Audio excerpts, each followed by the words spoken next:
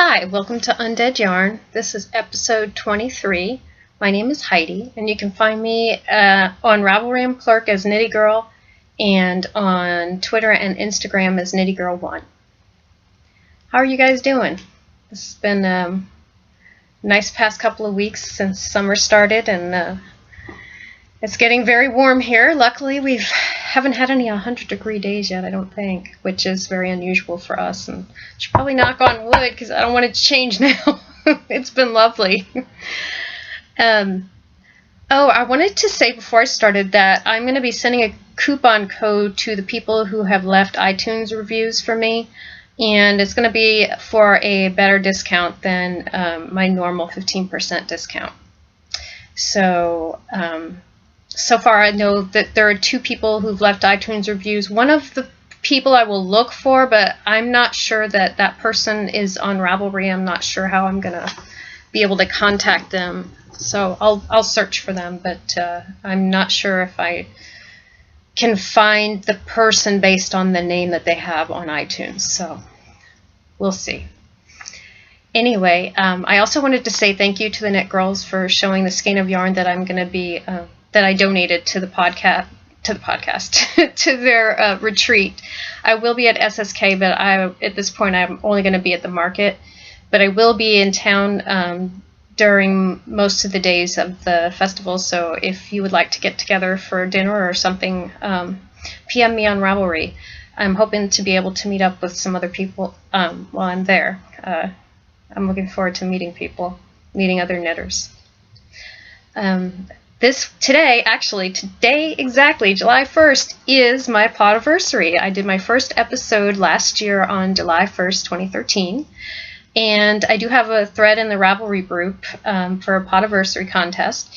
If you will go to that thread and tell me what kind of gradient yarn you would like to see in the shop, that will enter you into the giveaway, and I'm going to be giving a $7 or less giftable pattern from Ravelry. So go ahead and enter that, and that I will draw for the winner of that next week when I podcast. And with that, I guess I will start going into my works in progress. I don't have as many works in progress this week. My parents came to visit me this week, and so I spent time with them, and I also was trying to do some dyeing at the same time. So I didn't do as much work on my knitting this week. I mostly did dyeing, and then I wanted to spend time with my parents. My husband went out of town for a wedding, so he got to spend time with his family, so that was nice. But I did work on the hand-spun socks a little bit, and I'm down to the toe decreases on the second sock. And here was my first sock. They are going to look very different, but I'm still very happy with them. I love the way that the yarn is knitting up in these the colors are like almost graduated colors, because there's blue in almost all of them. Blue or purple in almost all of the mixtures, marls of color. So I'm looking forward to finishing these because they're very squishy, and they're really warm when you put them on your feet. I still have a decent amount of yarn left, so I definitely will be able to finish the sock. This was Western Sky Knits 100% merino that I spun up. It was in the Blossom colorway, and I split it straight down the middle to spin it, but the colors didn't end up matching up because I do have a little ball of yarn. I found it the other day, a little ball of yarn that I wound because I had problems when I was spinning on my wheel, and the first part of the skein got kind of messed up. But I still am very happy with the way things are turning out. And the other thing that I've been working on is my shawl design. And I'm going to go ahead, I might as well show you. This is the only thing I bought this week, because I'm trying to be good and not buy a lot before SSK. Although I may have a trip to 1 or 2 local yarn shops this week to visit people, so we'll see how that goes this week. But this is a Tangerine Designs bag. This is the first bag that I bought from her. I love it. It apparently was from her steampunk club. And look at those octopus with the monocles and the top hats. Aren't those awesome? And then there was a little button. And I love the pull tag. It took me a minute to realize you pull it first and then you move the clip. And I also like how she has a clip on the side. I have used these like with a carabiner or something and actually attached them to my purses before when I didn't have enough room in my purse to put all my knitting, but you can always hang it. There's one of these little things. It's great. You can always hang that on your purse or on something else. So that's kind of a nice touch. And the inside is cute. It's got little mustaches. And it's very well made, so I'm very happy with this purchase. And look forward to see what she has when I go to SSK, because I think she's one of the vendors there. But the whole reason I pulled this out was not just to enable you. It was to show you that if y'all have been watching me on Instagram, I have started over my design 3 times, because first the number that I used for the shawl count was off. It wasn't matching up with the design I wanted. And then the second time I made a mistake somewhere. I was reading the instructions wrong.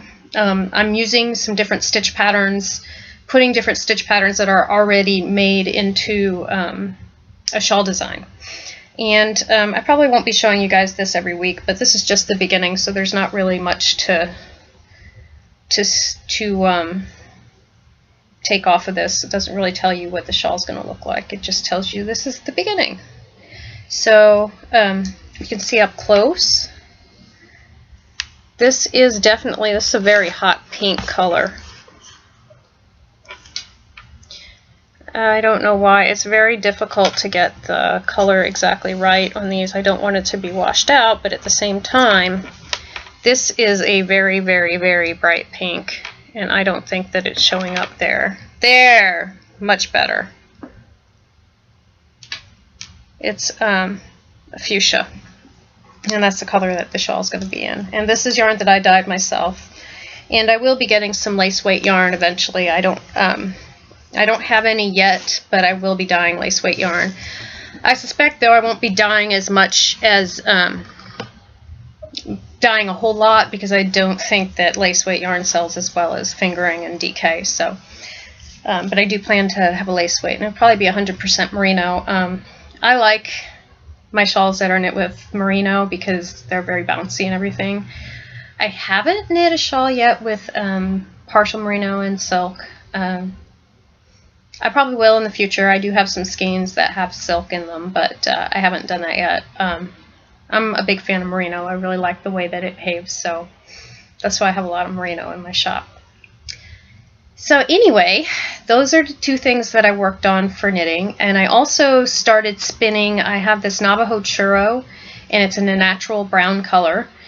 I got it from the knitting and, no, not the knitting, it was the Spinning and Weaving Society here in Austin was selling it, and I bought 4 ounces of it, and it's actually from a local farm. If you go on my Instagram, you can see what the yarn looks like, and I also took a picture of the tag so you can see where the yarn came from. I'm enjoying spinning it because I was able to do a true long draw with it. It was very exciting. I was pulling it out. I was watching a movie with my parents when I was doing it. I was pulling it out. I'm like, ah, I did it! I did it! And my parents looked at me and like total blank, like, whatever. They didn't know what I was talking about, and they didn't ask. They wanted to watch the movie. They were probably like, shh, be quiet, we're watching the movie. So anyway, that was fun. It's not soft, it's not as rough. It's funny, it's not as rough as the Wensleydale. I'll need to look it up. I got the Fleece and Fiber Source book on my Kindle, which is awesome because that's a huge book and very heavy. So I have it on my Kindle, and I looked up Wensleydale, and apparently you can knit stuff like to wear with Wensleydale, but people don't recommend it for churro. Churro is more of a rug type yarn. So I'm thinking that I may use them both together in some kind of welcome mat or some kind of rug to put down, you know, to wipe your feet on or something. So we'll see, but it's fun to spin because it's got a really long staple, and like I said, I can go whoop, and it's fun. So anyway, I already told you what I'd done for the past week. I was visiting with family, and I wanted to mention that I am running a contest, not just for Podiversary, that will finish next week, but I'm running a podcast. I'm running a contest for the summer, months of June and July, and the last few days of May. I believe it started May 24th.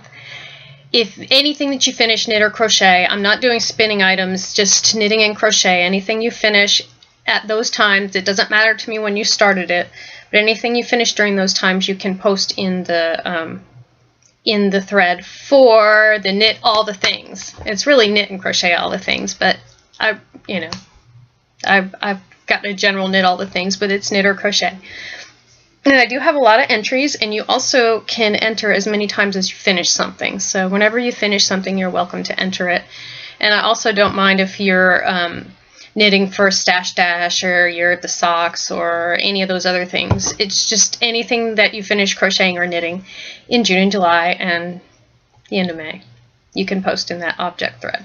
And when July is over, I will close it up, and I'm going to be pulling for 4 prizes. The first one is going to be a skein of your choice of yarn from my my shop. Another prize will be a $10 or less giftable pattern from Ravelry. And then I'm also going to put in my skein of 3 Billy Goat Scruff from Fresh from the Cauldron. This was from her Scary Tales Yarn Club. And this is a gradient yarn. It's got blues and grays and browns. And it's really pretty, but these are just not my favorite colors.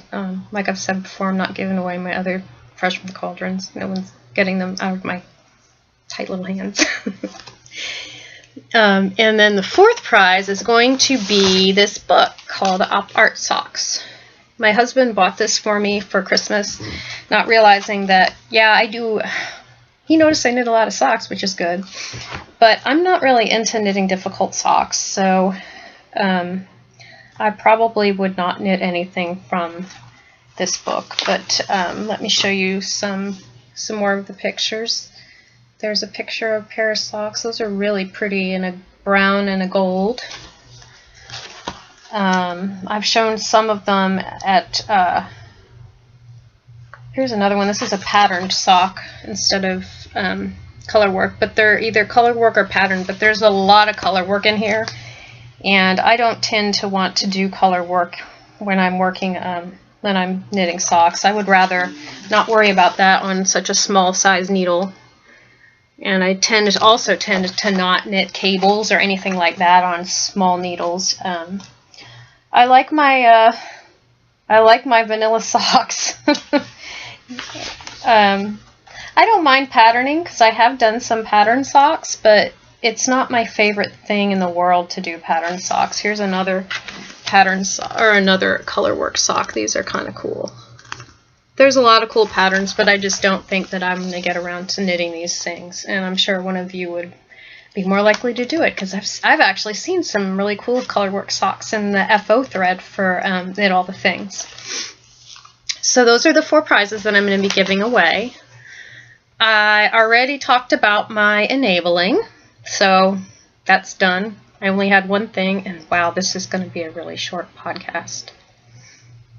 Well, hopefully I'll have more to talk about next week. I've been doing dyeing, and I'm experimenting with the gradients, and I do have another idea for those knitting tubes that I'm going to actually try to start knitting with that, so I can show you guys what my idea actually is. And I do have a new color that I'm going to be putting up in the shop, hopefully today. I do need to redo some of my pictures in the shop. I don't believe that they show off the colors as brilliant as they come out. But this is a very, very bright colorway. I'm really happy with it. It's a 4-stripe. It goes, I'll show you. I started knitting it. And these are not even showing up as bright as it is. These are like highlighter bright colors. These are my neon colors. It's green, yellow, and oh, I guess I should start right here. I'll show you the progression from starting with yellow. Yellow, green, this is fuchsia, blue, and then it goes backwards.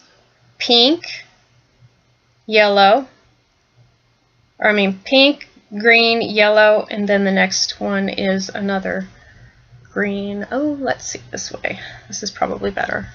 Start with the yellow, green, pink, blue, and then it goes back. Pink, green, yellow, green, pink. So the colors that are next to each other, they repeat. It goes one direction and then it goes back the other direction. One direction, then back the other direction. So it's not a pattern like this with 4 colors and then another 4-color repeat. It's these colors and then the same colors backwards. And this one is called Monster 80s. Here is what it looks like in this game.